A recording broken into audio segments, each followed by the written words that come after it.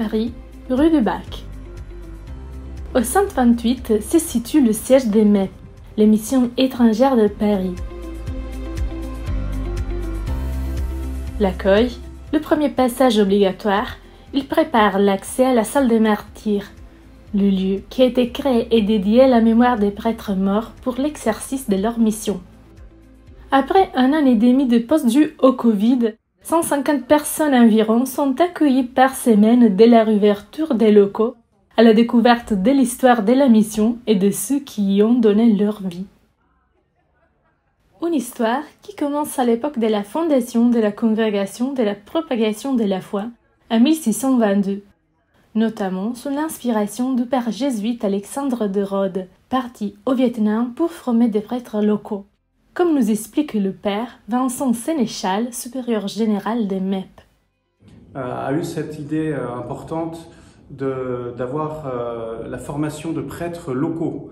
Il se disait, s'il y a des cadres, des prêtres, des religieux, des religieuses qui viennent du pays, eh bien ils seront moins persécutés, et sans doute aussi quand l'Église est persécutée, l'Église pourra tenir parce qu'ils resteront.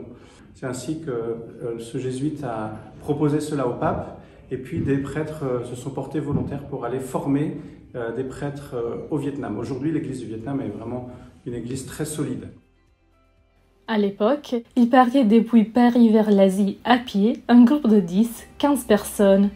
Depuis ces moments-là, le mouvement missionnaire ne s'est jamais arrêté. Aujourd'hui dans le monde, les MEP comptent 180 prêtres dans 13 pays. Avec eux, 150 volontaires partent chaque année. Comme à Taïwan, où les catholiques constituent le 1% de la population et dont le père Étienne Fréquent, nouveau vicaire général, vient tout juste de rentrer après 7 ans de mission. Donc en fait, aux missions étrangères, la plupart aujourd'hui de nos confrères sont engagés en paroisse, en curé de paroisse, donc soit dans l'est de l'île, soit au nord, et certains avec des missions plus particulières. Alors je peux citer comme mission plus particulière celle que j'avais, c'est-à-dire que j'étais supérieur du séminaire de Taïwan où il y avait 13 séminaristes. Et donc, c'était accompagner les séminaristes dans leur formation. Et je peux citer aussi comme mission un peu particulière la mission du père Yves Moelle. Alors lui, il est à Uli, dans le diocèse de Roilienne. Et en fait, en plus de sa paroisse, qui est une petite paroisse, parce qu'il y a peut-être 60-70 chrétiens qui viennent à la messe le dimanche, il a un gros centre de recyclage. En fait, il est parti de ce besoin de recycler pour donner du travail à des personnes qui étaient en marge de la société. Donc il y a beaucoup de repris de justice, des personnes qui souffraient de problèmes d'addiction, addiction à la drogue, addiction à l'alcool.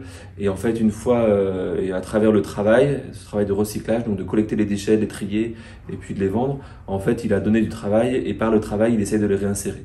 En plus de ça, il a monté tout un projet aussi un peu écologique maintenant. Donc en fait, il développe des projets écologiques et pareil pour ces projets-là.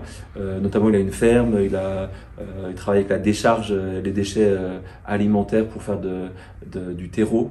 Donc en fait, les MEP à Taïwan, notre travail de base, c'est la paroisse. Et en fonction des besoins qu'on trouve sur le terrain, eh ben, on se spécialise entre guillemets. Depuis les origines du MEP à aujourd'hui, environ 4300 prêtres sont partis en mission. Ils continuent encore aujourd'hui à suivre les mêmes principes missionnaires, la formation et l'accompagnement du clergé local, la création de nouvelles communautés chrétiennes et d'œuvres caritatives.